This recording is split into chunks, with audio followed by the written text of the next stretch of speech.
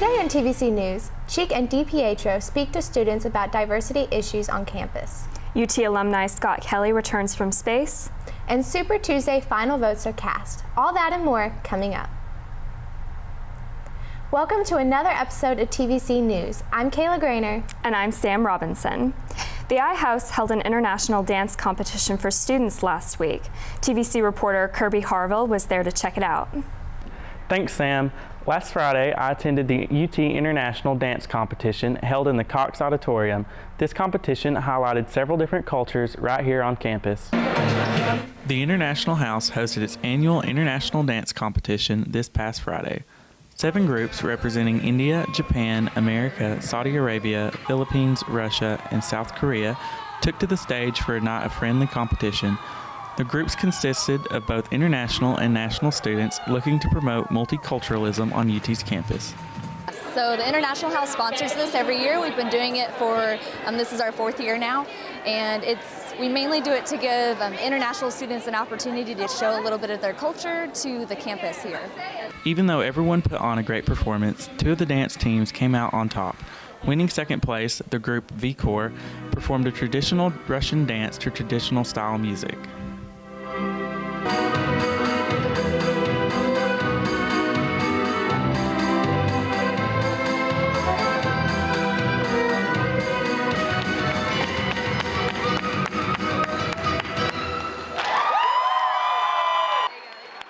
Taking home the first place trophy was the UT Bhangra Jammers with a fun and energetic mashup of traditional Indian dance and modern hits.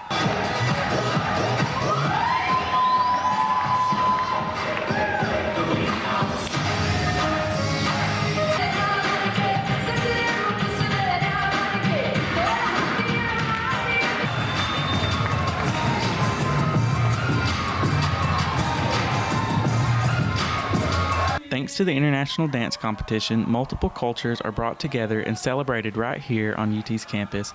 Reporting for TVC News, this is Kirby Harville. For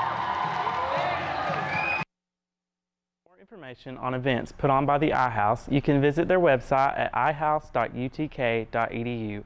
Back to you guys at the desk. Thanks, Kirby. This past Friday, UT President Joe DiPietro and Chancellor Jimmy Cheek stopped by the Pride Center to discuss issues of diversity and inclusion on campus. Students and faculty members met with the 2 administrators to bring up instances where the LGBT community feels silenced on campus. One of the most popular items of discussion was the gender-neutral pronoun post that haunted UT administration after nationwide backlash and critique. The post went live last year through a UT newsletter and was ultimately taken down. This frustrated LGBT students on campus who felt they were being made invisible. Both Chancellor Cheek and President DiPietro pledged their loyalty to diversity and inclusion on campus. And I have spent time every day, and usually that's including weekends, talking to people about the importance of diversity on this campus. That diversity is one of our key principles. We want a diverse student body. We want a diverse faculty. We want a diverse staff. Students also highlighted the importance of gender-neutral bathrooms on campus. Both administrators praised the open environment to talk and express these issues being faced. DiPietro stated, quote, "This is the beginning of a conversation that we need to continue to have." Students discovered where the wild things were for February's Fall Night Long event. The event's theme for this month was Where the Wild Things Are. Students were able to interact with different wild animals, including spiders, snakes, a chinchilla, a parrot, and many more.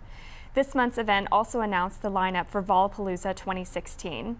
This year's lineup will feature Portugal, The Man, with performances by Rory, Nikki Heaton, Moon Taxi, The Royal Bangs, and Tut. Volapalooza 2016 will be held Friday, April 26th at 5 p.m. in World's Fair Park. Tickets will be free to opted-in students and $15 for advanced tickets. 3, 2, 1.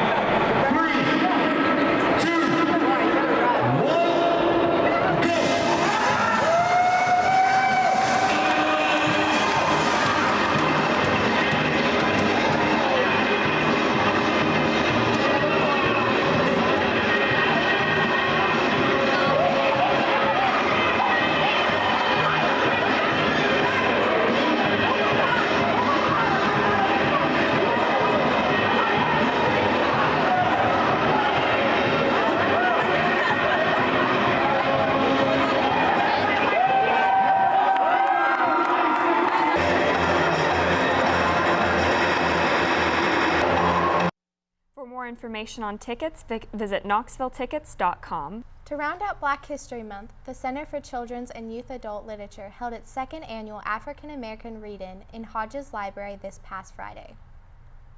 Students, faculty, and staff, and anybody else interested were encouraged to select a passage from their favorite representing African American culture and read it out loud to the audience within a 5-minute time slot. The event allowed readers to select one of their favorite pieces written by an African American author or to select one from the CCYAL library. God said, "That's good." Then God reached out and took the light in his hands, and God rolled the light around in his hands until he made the sun. And he set the sun ablazing in the heavens. And the light that was left from making the sun, God gathered it up in a shining ball and flung it against the darkness, spangling the night with the moon and the stars. Then down between the darkness and the light, he hurled the world. And God said, "That's good." Then God himself stepped down, and the sun was on his right hand, and the moon was on his left. The stars were clustered about his head, and the earth was under his feet. And God walked, and where he trod, his footsteps hollowed the valleys out and bulged the mountains up.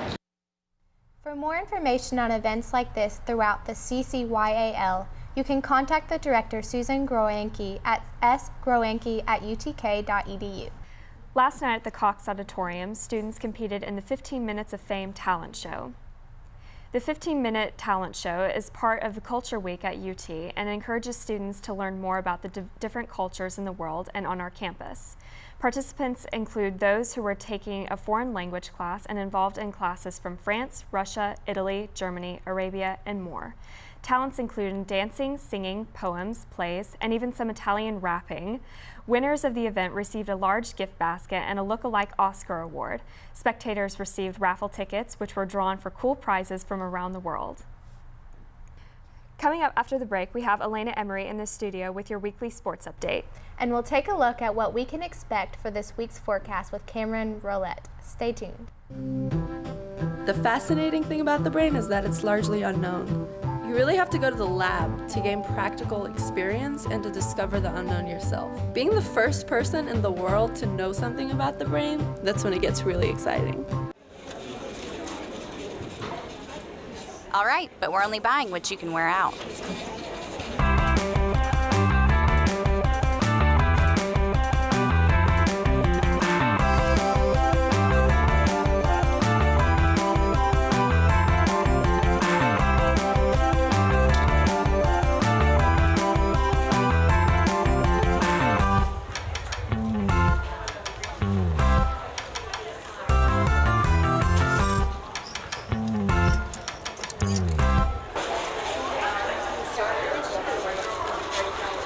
Really?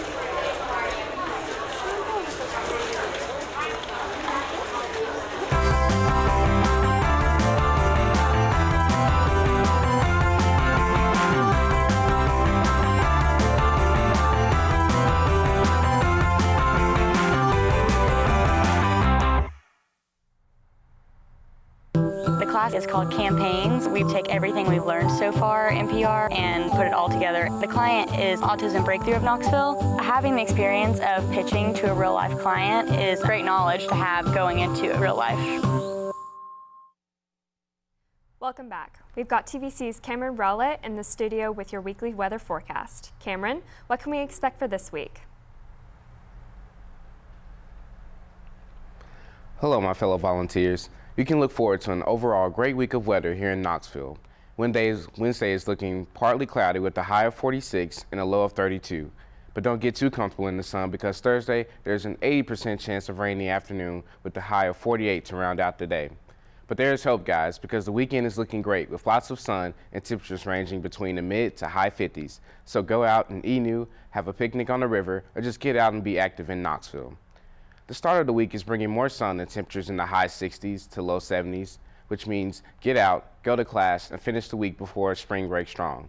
Start preparing for those exams and projects by finding unique ways to study outside or just take a break and play a little ultimate frisbee with some friends. That's all I have for you this week in weather. I hope to see you guys taking advantage of the week ahead. Go Vols. Thanks, Cameron. And now we've got TVC's Elena Emery in the studio for our weekly sports update.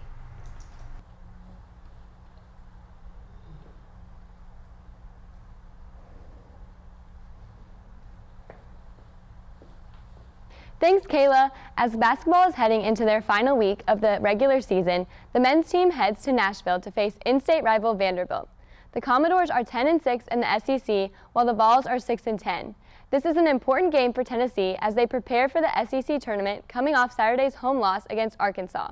With the absence of Kevin Punter and Robert Hubbs due to day-to-day injuries, the team will rely on senior Armani Moore and freshman standout Admiral Schofield. On Sunday, Lady Vols soared past Georgia on their senior day. The final score was 80-60. Sophomore Diamond DeShields led the team with 22 points, and freshman Tia Cooper added 20. This was her third 20-point game of the season. The Lady Vols started off with a lot of momentum in the beginning of the game, with a 12-0 run. The momentum never ceased as the Vols rolled to a 40-24 lead in the half. The key to the game was great team defense that forced 22 turnovers. The women traveled to Jacksonville on Thursday to face Arkansas in the second round of the Southeastern Conference Tournament. We wish both teams luck as they enter the conference tournaments with the hopes of reaching the NCAA tournaments. In other volunteer sports news, softball hosted Dayton in their home opener last Monday. In only the second all-time meeting between the two teams, the Vols won their 16th consecutive home opener 3-1. It wasn't until the bottom of the third inning, after a single by Abby Lockman and a walk by Lexi Overstreet, that Brooke Vines hit a two-run triple. Following the triple, an error by Dayton's left fielder allowed Vines to score the Vols' final run. Baseball had a 20-1 win over Central Michigan on Sunday, which concluded their three-game sweep in the Grand Canyon University Classic. The Vols came out swinging hot bats and scored 3 runs in just the first inning. Their offensive explosion continued throughout the rest of the game. Well, that's all the time we have for sports. There are a lot of events going on for men and Lady Vols, so go out and support them any chance you get. Back to you guys at the desk. Coming up after the break, Marco Rubio holds a rally in Knoxville. Super Tuesday polls show some dominant leaders, and your Oscar 2016 winners are announced. Stay tuned. The energy at Tennessee reaches far beyond our campus. As Lady Vol and Academic All-American, Candace Parker set new standards. Now she electrifies fans in LA. Keeping the lights on there and across the country is the work of Professor Elu Liu. Her research on the power grid puts UT at the forefront of this national issue. Candace Parker and Elu Liu, 2 exceptional women. Both chose Tennessee. Big Orange, big ideas.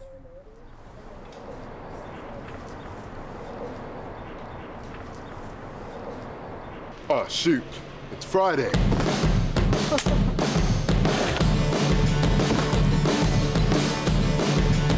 All right. As noted on the syllabus, every Friday is Big Orange Friday. Today is Friday! Yeah, Excuse me, sir. Can you tell me what day it is? It's Friday!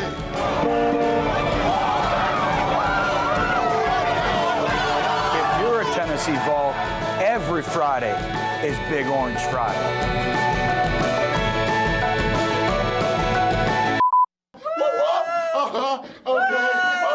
All right. Welcome back. Republican presidential candidate and U.S. Senator Marco Rubio spoke at a rally held in Knoxville this past Monday. Looking forward to Super Tuesday, Rubio stopped by the TAC Air Knoxville, which was filled with supporters. Just days before he received endorsements from Tennessee, Governor Bill Haslam and Tennessee Senator Lamar Alexander. Both Alexander and Haslam were present at Rubio's rally. Haslam voiced his supporting, stating, quote, "Marco Rubio is the conservative who can inspire us." Rubio was critical of Republican frontrunner Donald Trump, calling him a con man and a big talker. The senator advocates for limited federal government and an emphasis on power in state government. Because if you want to be the President of the United States, then you must be willing to love all of the American people, even the ones that don't love you back. Rubio consistently sits in third place in most states under both Trump and Cruz and was looking for a change in pace before Super Tuesday. Tennessee defensive lineman Alexis Johnson pled not guilty to assault and false imprisonment charges in court on Tuesday morning. According to a sweeping Title IX lawsuit filed against UT, the woman was assaulted at Volunteer Hall after declining to have sex with Johnson. He allegedly choked her and busted her lip. Johnson denies the allegations that he assaulted the woman. The lawsuit states that the alleged victim will not return to the university after this incident. Johnson's preliminary hearing is set for April 21st. Astronaut and UT Space Institute graduate Scott Kelly landed safely back on Earth Tuesday night after spending almost a full year in space.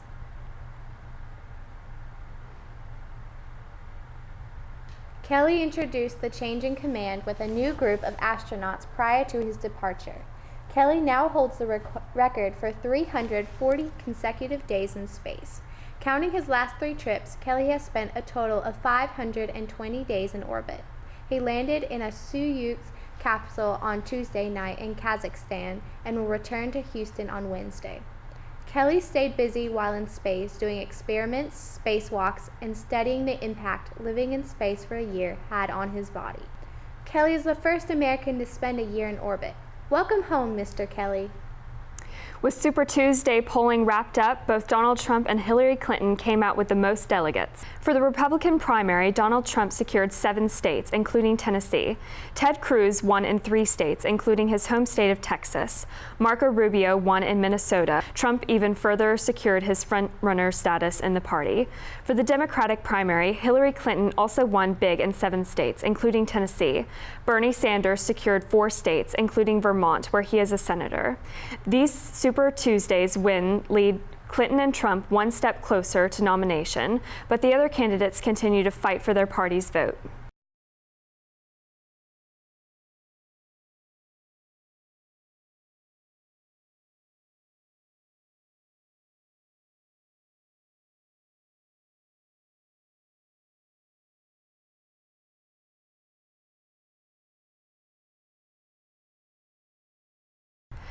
Although the primaries have concluded in Tennessee, you still have a chance till October 11th to register to vote for the general election. Early voting starts on November 3rd and Election Day is November 8th. Apple has been fighting a court battle to prevent the FBI from being able to force them to unlock iPhones. Apple won a case in New York where the federal government wanted to force the company to give them access to the locked phone of a suspected drug dealer. A U.S. magistrate ruled that the FBI did not have the right to this information. Congress rejected a bill that would require companies like Apple to turn over private information to law enforcement. The FBI has asked a court to order us to give them something that we don't have, to create an operating system that does not exist. The reason it doesn't exist is because it would be too dangerous. This ruling will give Apple a leg up as they face another case concerning the phones of the San Bernardino attackers in California. Sportcaster Erin Andrews testified again in court on Tuesday against her stalker who leaked nude videos of her on the internet. Her stalker was able to get the footage after altering hotel door peepholes and placing his cell phone camera against them. Andrews testified that she would never get over the emotional fallout that came after the videos surfaced on the internet for millions of people to see. The stalker claimed in front of a jury that he took the videos of Andrews in order to make money. Andrews has filed a $75 million lawsuit against the stalker and the manager of the Marriott Hotel in Vanderbilt in Nashville. She was staying at the hotel in Nashville to cover college football for ESPN at the time. During Andrews' emotional testimony in court, she claimed that she remains on guard every time she stays in a hotel when she travels. She asks to change rooms when she checks in and checks the room for any signs of foul play. I then go to my room alone. I will not allow anyone to bring bags up to my room at all. I will not allow them to put them in my room at all. I instantly cover the peephole, and then I do a check of the room. I look everywhere. I look for lights, I look for red lights, I look to see if there's cameras. I check the bed, I check the alarm clock, I check the phone. This past Sunday, your 2016 Oscar winners took to the stage to accept their Academy Awards. The event was hosted by Chris Rock, who called on his own humor throughout the night. Some of the big winners included Mad Max Fury Road, taking home 6 Oscars. Alejandro Inarritu made history by becoming the first Mexican to win back-to-back director Oscars. Leonardo DiCaprio took home his first Oscar for Best Actor in The Remnant. DiCaprio capitalized on the problem of climate change during his acceptance speech. Brie Larson took home her first Oscar as Best Actress for her role in Room. Sam Smith won Best Original Song for his James Bond theme song, Writings on the Wall. And finally, for the Best Picture, Spotlight, depicting Boston Globe journalists, took home the Oscar. And the Oscar goes to Spotlight.